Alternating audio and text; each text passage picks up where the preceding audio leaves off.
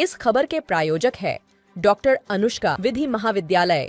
कानून के क्षेत्र में बनाए अपना मुकाम। प्रतापनगर, नियर ट्रांसपोर्ट नगर, एयरपोर्ट रोड, उदयपुर। देश में लगातार परीक्षा परिणाम पर सवाल उठते आ रहे हैं। अब राजस्थान कर्मचारी चयन बोर्ड की ओर से शनिवार को आंगनवाड़ी सुपरवाइजर पद के लिए कार्रवाई की गई। परीक्षा सवालों की घेरे में आ गई है। बोर्ड की ओर से जारी विज्ञप्ति के अनुसार इस पद के लिए आंगनवाड़ी कार्यकर्ता ही आवेदन कर सकती हैं, जिन्हें कार्यकर्ता के रूप में कार्य करते हुए 10 साल का अनुभव है। इसके अलावा ग्रेजुएशन होना जरूरी है। लेकिन शनिवार को उदयपुर शहर के रेजिडेंसी स्कूल में परीक्षा केंद्र पर परीक्षार्थियों के साथ आए लोगों ने सवाल खड़े करते हुए कहा कि जब बोर्ड की ओर से 10 वर्ष का अनुभव मांगा तो कम उम्र की लड़कियां परीक्षा देने कैसे आ सकती हैं? परीक्षा खत्म होने के बाद परीक्षा केंद्र से बाहर निकलती लड़कियों से बात की गई तो उनकी उम्र इतनी कम थी कि आंगनवाड़ी कार्यकर्ता के रूप में काम करते हुए 10 वर्ष हो गए हों। कई परीक्षार्थियों की प्रवेश पत्र को देखने के बाद यह स्पष्ट हो गया कि उनकी उम्र बहुत कम थी। परीक्षा केंद्र पर परीक्षा देने आई आंगनवाड़ी कार्यकर्ताओं ने चयन बोर्ड पर सवाल खड़े करते हुए कहा कि केंद्र में कई परीक्षार्थी ऐसे भी जिन्हें पहली बार देखा गया या फिर किसी निजी स्कूल में अध्यापन का कार्य करने के दौरान केंद्र परीक्षा देने पहुंच पाई। उन्होंने यह भी कहा कि बोर्ड की ओर से निकाली गई विज्ञप्ति में ग्रेजुएशन के साथ 10 साल का अनुभव होना अनिवार्य था। इसके चलते कई कार्यकर्ताओं ने आवेदन तक नहीं किया।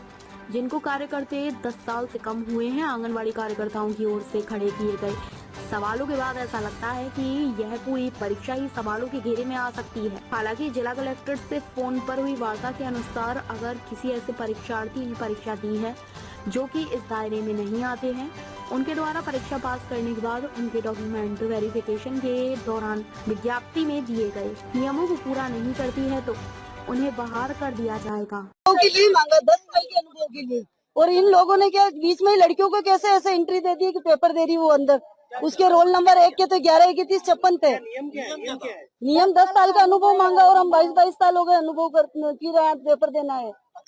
तो आपने जो भर्ती निकली, आपने फॉर्म भरा, हाँ, तो क्या मांगा था? क्या नियम क्या? उसमें केवल यही था कि केवल अनुभव वाले ही फॉर्म भर सकते हैं। आंगनवाड़ी 10 साल का लेटर मांगा था और क्या मांगा था?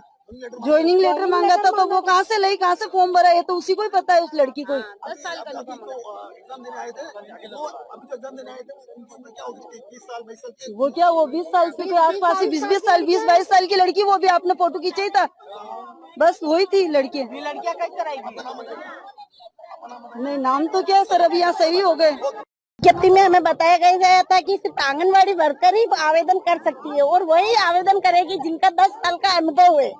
इसके बाद जिसका 10 साल पूरे नहीं है उसके आवेदन नहीं हो सकेंगे, ठीक है। लेकिन यहाँ आने के बाद हमें पता चला कि ऐसी लड़कियां भी है जिन्होंने 12th BA हो चुकी है और एग्जाम दे रही है डायरेक्ट STC करके।